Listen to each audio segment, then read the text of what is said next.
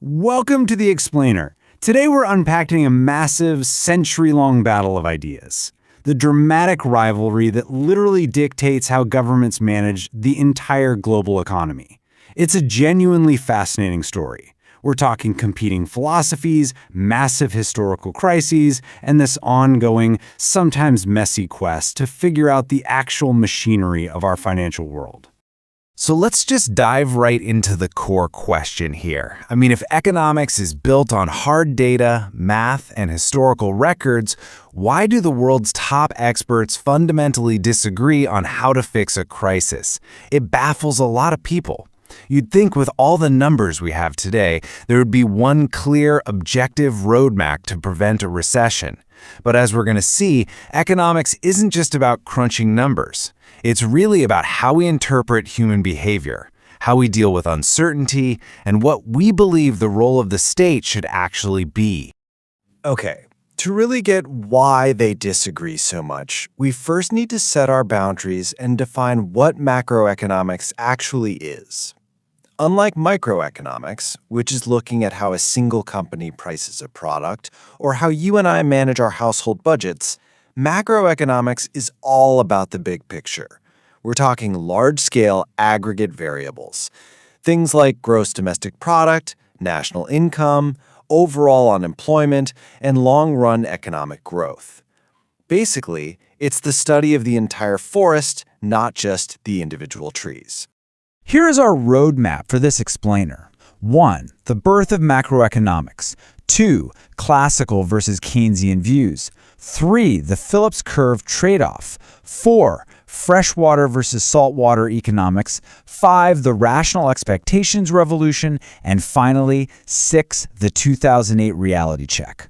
We're going to trace this massive pendulum swing of economic thought from its birth in the 1930s all the way to the harsh reality check of the 2008 Great Recession. All right, Section 1, the birth of macroeconomics. What's really fascinating here is how the dominant economic consensus usually only shifts when reality totally shatters the old models.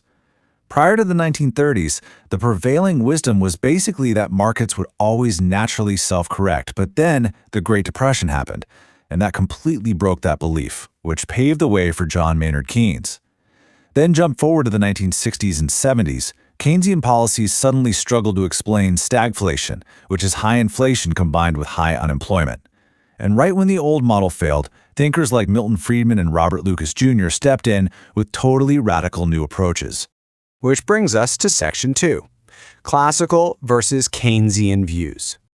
So the real sticking point, the crux of this whole heavyweight debate, is that these two camps look at the exact same market and see something entirely different.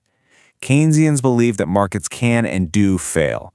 They think an economy can get stuck below its full capacity for a really long time, which means the government absolutely has to step in, borrow money, and spend it to jumpstart things. Classical economists, they argue the exact opposite. They believe free markets are inherently self-regulating and efficient. To them, heavy government intervention or massive stimulus mostly just causes long-term inflation without actually boosting real tangible output. This philosophical divide becomes super stark when we talk about long-run aggregate supply. In the classical view, that supply curve is just a straight vertical line. What that implies is, no matter how much you artificially pump up demand, the actual output of the economy is hard capped by its real resources. So you don't get more stuff, you just get higher prices. But the Keynesian curve has a slope to it. It illustrates that an economy can actually have a ton of unused capacity. We're talking idle factories, unemployed workers.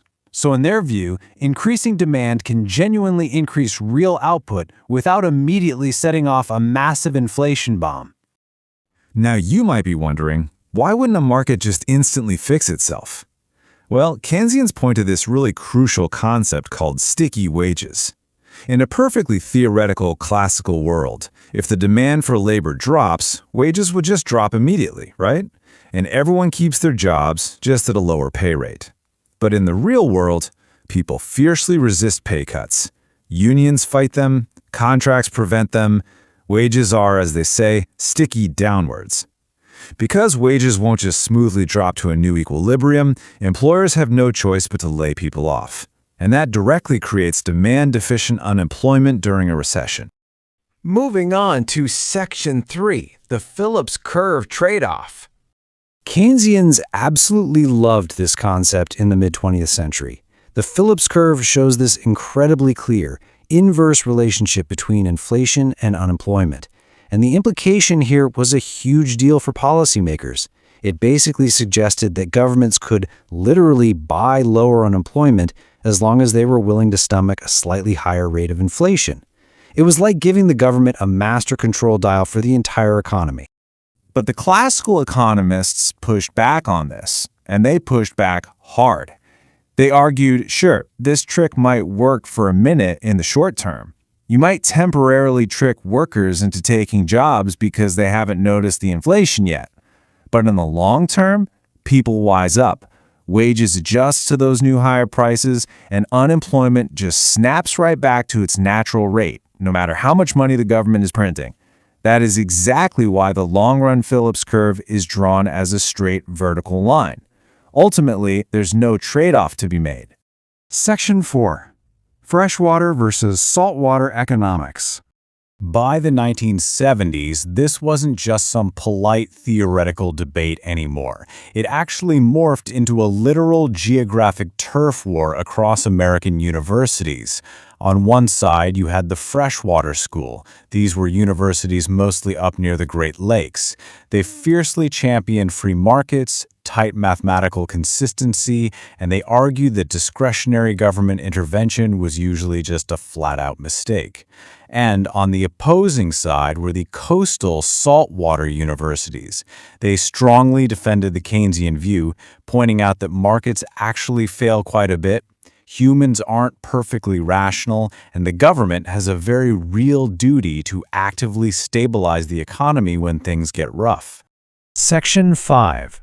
The Rational Expectations Revolution. This is where things get really interesting. Before the 70s, a lot of economic models kind of just assumed people blindly reacted to whatever the government did.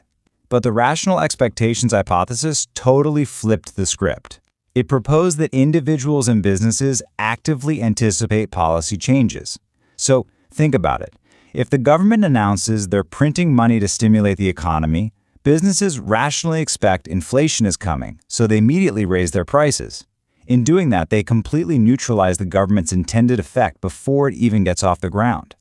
Now, for this theory to actually work mathematically, the models have to assume a world where economic agents are, well, incredibly sharp.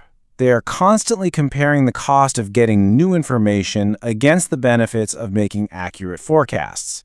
The models assume people have access to perfect information, that they flawlessly learn from every past mistake, and that prices are flexible enough to clear the markets continuously. It is a highly elegant, strictly mathematical way of looking at human behavior. This was a massive shift.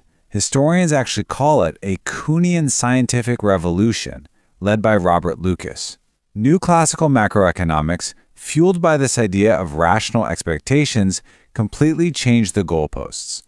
Instead of trying to explain unemployment as some kind of market failure, the new overarching goal was explaining the business cycle itself as just the natural result of perfectly rational people reacting to external shocks. Under this specific lens, the economy isn't broken during a recession. It's literally just adjusting as efficiently as possible to new, harsh realities. Section 6. The 2008 Reality Check. Right when a broad consensus seemed to be forming in the early 2000s, the 2008 Great Recession happened, and it just violently shattered that new classical assumption that markets are always perfectly optimizing. I mean, the global financial system nearly collapsed, and people absolutely were not behaving with perfect rationality or using perfect information. This massive shock led prominent economists, like Paul Krugman, to loudly demand a return to Keynesian principles.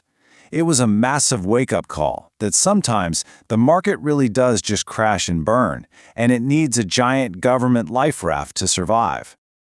The 2008 crisis exposed this staggering flaw in modern economic modeling. These incredibly advanced, super mathematically consistent models that the freshwater school had built, which are known as dynamic stochastic general equilibrium models, or DSGE for short. They had this massive, glaring blind spot. They had almost completely ignored the actual inner workings of the banking and financial sector.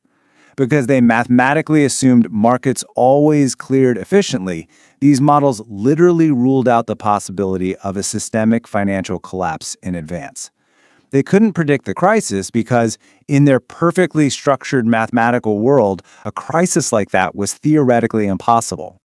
So as we wrap up this explainer, we're left with a pretty vital question. Are we just doomed to swing back and forth like a pendulum forever, just oscillating between Keynesian intervention and classical free markets? Or will the next generation of economists, armed with all these harsh lessons from the past century, finally break the cycle and build a framework that actually anticipates the next global shock? It's a massive question, and it's one that affects every job, every bank account, and every policy decision moving forward. Thank you so much for joining me today, and keep questioning the models.